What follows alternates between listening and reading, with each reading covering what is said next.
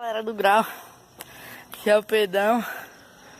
Aqui é o do Grau, mano, daquele jeito, hein? Apresentando a bike nova do Grau. A bike nova que eu comprei. Não foi com o dinheiro do canal não, viu? Claro que não.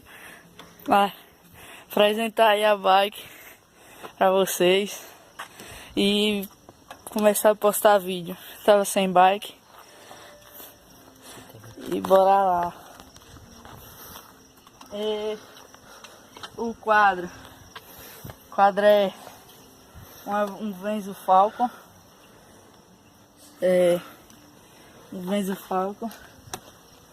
Tá aqui. Ela tá com kit selim, canote, guidão e suporte da Venzo. Tá com os manetes Shimano junto com os passadores já embutidos, os dois. Tá com os discos da Jaque, mecânico mesmo, não é hidráulico não. Tá com pé de vela da Neco, certo? O freio da trás também é da Jaque. A disco, hein, parça? Ai, que nó. Agora, Macaquinho. macaquinho Shimano, Tourney. Aqui a frente também. Ó, aqui a frente também. Certo? Os aros. Uns aros Vine.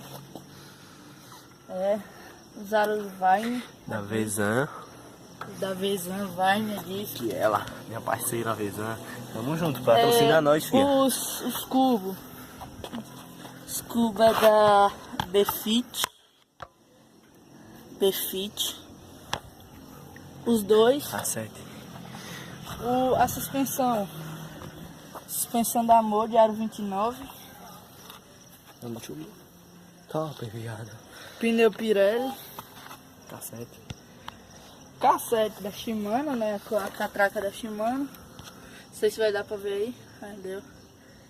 E é só isso, né? Blocagem da Befit também. Certo? É isso. Agora só o grau que voa. Valeu.